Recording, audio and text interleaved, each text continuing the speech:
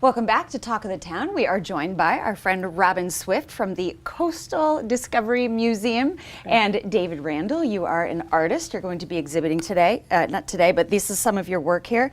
We're talking about the show that's coming up, the Juried Arts Show at Honeyhorn Plantation. Tell us. We're excited. We have our 18th annual art market at Historic Honeyhorn. We're excited, April 27th and 28th. Outdoor juried fine art and fine craft exhibit festival, just a great weekend. And so we have some gorgeous work in front of us. And yes. David, you're clearly a color master. You're going to be exhibiting in this show. So why do you do it? To get out there. People don't necessarily see your work unless you put it out there. Put it out there. So it's a great opportunity for people to see. How many paintings do you generally bring to a show? 6 or 8. Yeah. Depends how many I can cram on the wall. How many are you working on right now? Oh, I'm pretty much one at a time. Some people do multiples. Yeah, but, you're a one-at-a-time guy. pretty much. And yeah. your medium is oils and pastels. The color, I've the done it colors are all. just fabulous. I really have, but that's, yeah, I've been doing it for 50 years, so.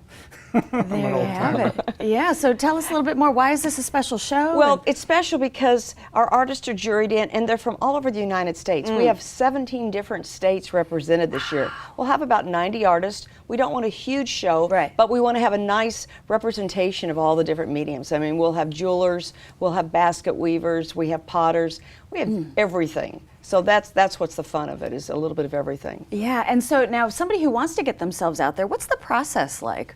Well, what we do starting in November, we put online an application form, or someone can call and we'll mail them one. They have to submit either slides or a CD, thumb drive, whatever. It all changes now. Yeah. And then the jury selects them. Based on their work. It all has to be original work. They have to be able to be there the whole time. It can't be a buy-sell representation kind of thing. Yeah. And then we notify them in January of their acceptance. Whether or not they're Right, accepted, right. yeah. And so then there's judging that takes place yes, we as well. have a judge coming, and every year we do. These artists are competing for prize money as well. They're selling their work, but there's $5,000 in prize money. And we try and break it down where there's a lot of honorable mentions as well, because they're paying for their booth to be there. So you know you would like to get them. So that's part of it. But a lot of them are just there to sell their work and do demonstrations. I mean, some they're working artists, right there in plein air. Exactly. Oh, a lot of them will wonderful. be out there doing everything, so that's the fun of it.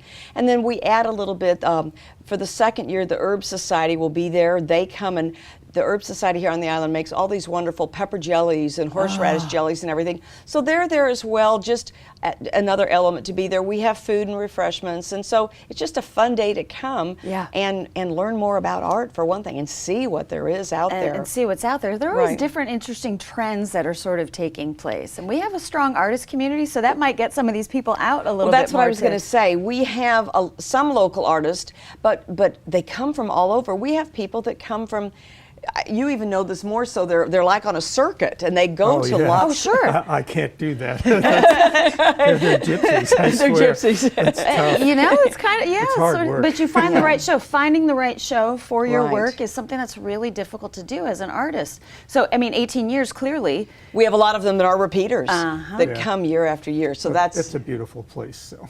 Well, you're under the live oaks with Spanish moss. Hard to fight with that. It really is. Right, yeah, that environment as well, when you're showing, it really does so much, and it's gorgeous there at Honeyhorn Plantation. It is. And that gives people the opportunity, too, to go into the museum and see the butterfly habitat and all the different things at the museum. So it's a fun weekend. It's a great weekend. Absolutely. And so is there something that you particularly take from the show with you? Does it just keep you inspired, or?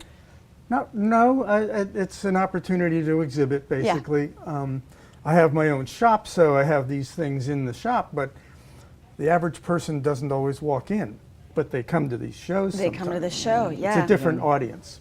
Absolutely, absolutely. And there's going to be refreshments and stuff Right. there, family friendly? It's family friendly. Melly Mills is there with food, and it's just a fun weekend.